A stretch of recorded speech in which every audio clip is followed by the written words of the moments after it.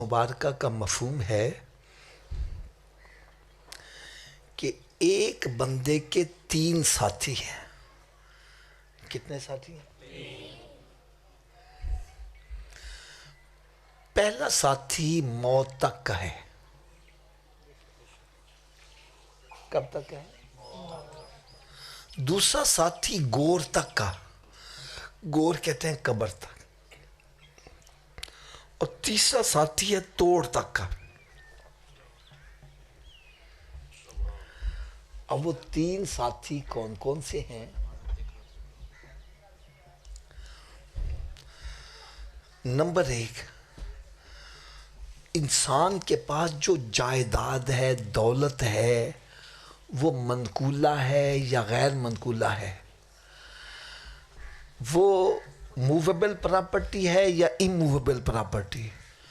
جتنی بھی دولت ہے یہ اتنی دیر تک بندے کے ساتھ ہے جتنی دیر سانس میں سانس چل رہا ہے۔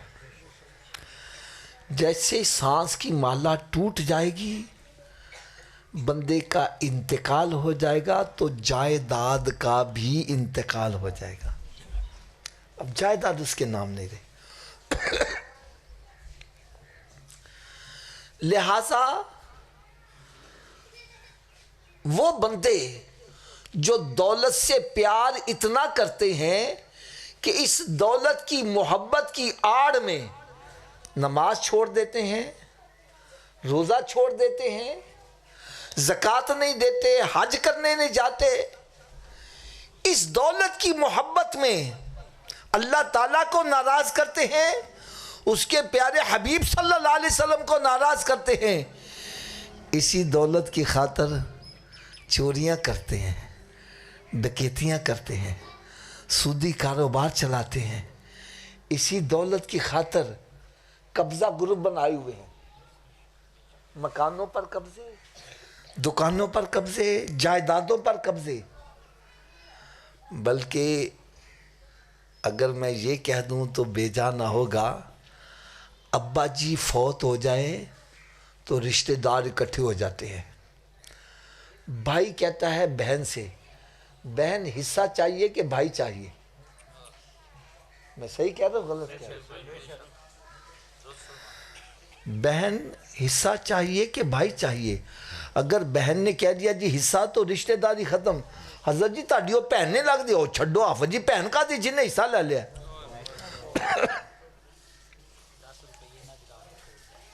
میں نے کہا بھائی اس نے ایک حصہ لیا، تو نے رشتہ داری سے نکال دیا، تجھے تو 2 ملے ہیں، تجھے تو بارڈر ہی کراس کروا دینا چاہیے۔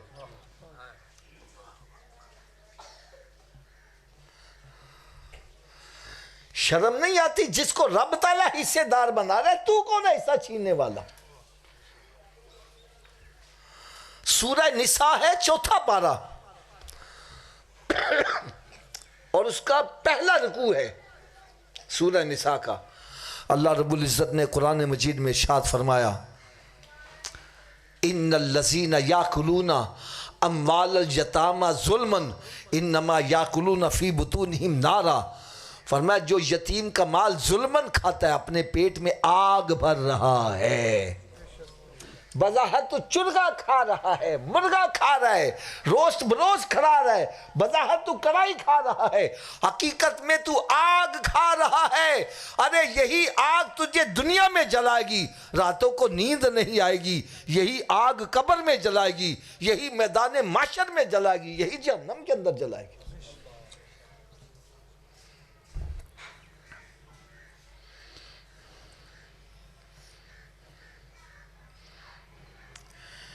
یا شرم آنی چاہیے۔ اللہ تعالیٰ نے پہلے ہی مرد کو 2 حصوں کا مالک بنایا ہے، عورت کو 1 حصے کا مالک بنایا ہے۔ اگر 2 حصے کھا کے میرا پیٹ نہیں بھرا، تیسرا کھا کے کیسے بھر جائے گا؟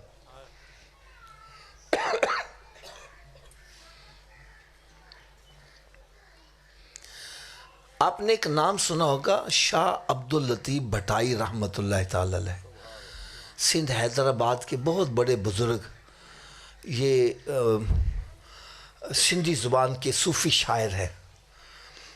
آپ اپنے ملفوظات میں ایک بڑی یار عبرت انگیز بات لکھتے ہیں. آپ فرماتے ایک مرتبہ سخت سردی تھی، میری والدہ ماجدہ نے مجھے تہجد کے وقت اٹھا دیا اور کہنے لگی بیٹا جاؤ کہیں سے آگ لاؤ، میرے وضو کے پانی کو گرم کرو، میں نے وضو کر کے نماز تہجد ادا کرنی ہے. پہلے وقتوں میں آگ بھی کہیں سے لانی پڑتی ہوتی تھی.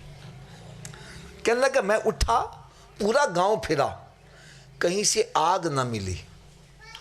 تو دل میں خیال آیا دوزخ میں آگ بڑی جلتی ہے، کیوں نہ میں وہیں سے تھوڑی سی لے آؤں.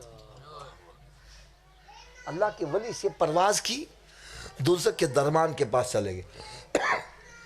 اسے کہنے لگے بھائی مجھے تھوڑی سی آگ دے دو، میں نے والدہ کے وضو کے پانی کو گرم کرنا ہے، میری والدہ نے نماز تہجد پڑھنی ہے. وہ فرمان لگے بھائی دوزخ میں آگ نہیں ہے.